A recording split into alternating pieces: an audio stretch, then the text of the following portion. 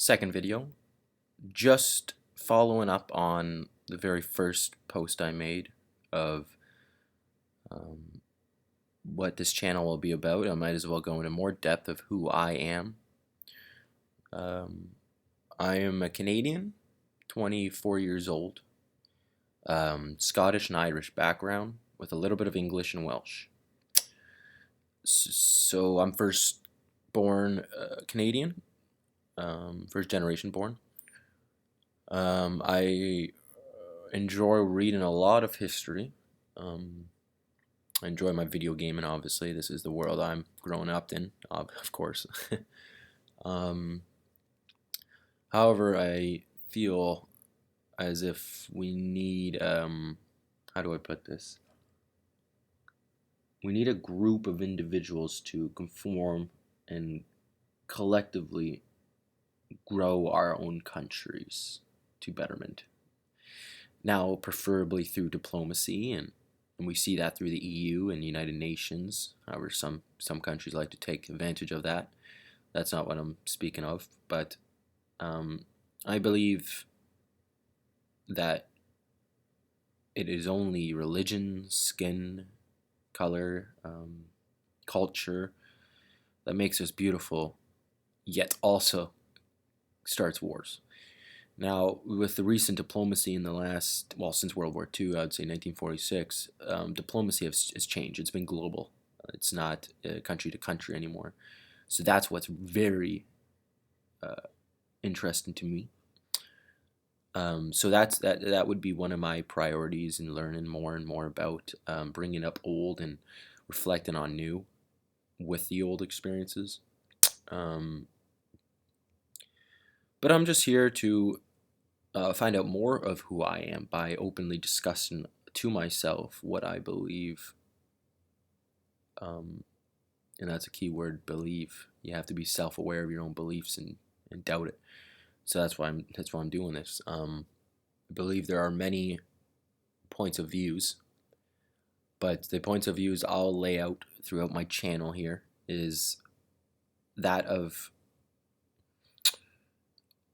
nuance, that of objective truths, not my truth, your truth, the truth. And I know that's always a scary word, the truth, because history is written by the victor, right? Correct? So I always would like to get the nuance between the victors and the losers.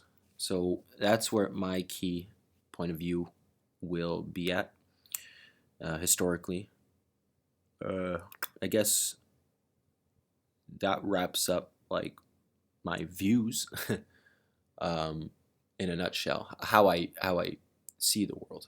Now, specifically any situation or any topic I can go into depth to with my own understanding. I've traveled 4 out of 7 continents on this earth, and that's not a brag. That's just an evaluation of the immersion I've been in other cultures. You know, Philippines. I've been to Asia there. I would love to go to Japan, South Korea. Those are my other parts in Asia I would love to go. But the Philippines, they were very welcoming. It had a very complex culture due to the socioeconomic between Manila. You know, walk down 10 minutes and you can see rich to poor within 10 minutes.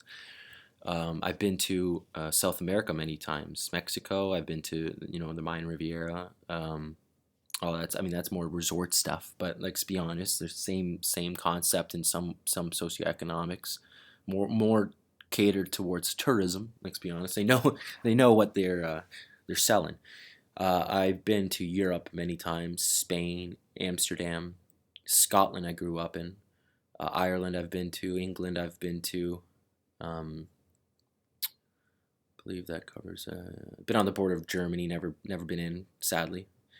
But yeah, it's just once you start leaving your home, and I'm not just saying house, country. When you start leaving your country, you can start to see that you're all the same. You're all the same.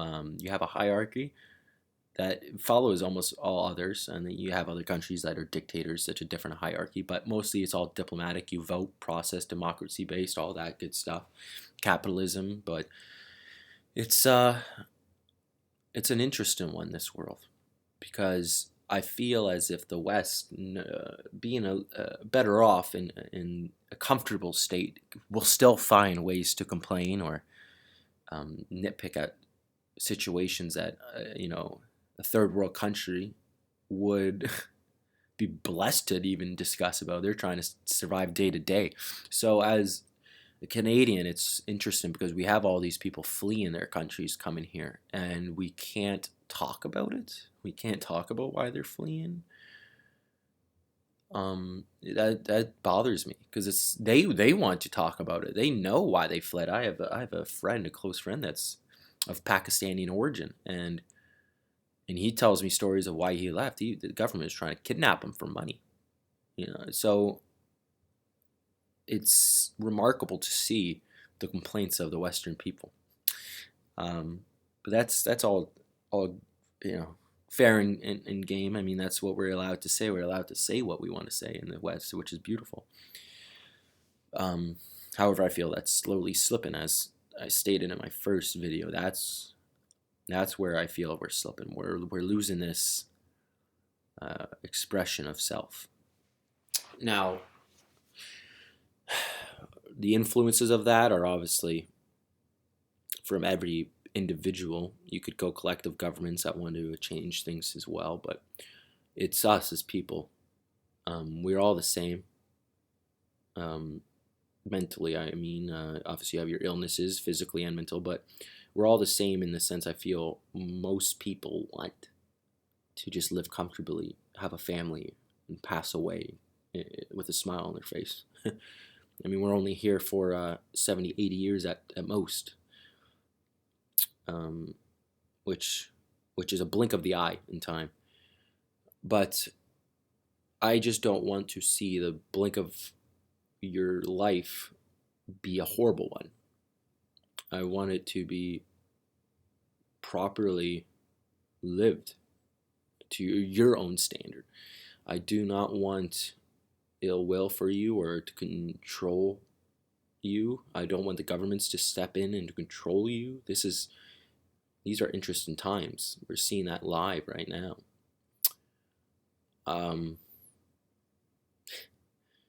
It's really interesting. You got to keep strong fortitude. Mental fortitude's what keeps us going. There's been situations in the human history where,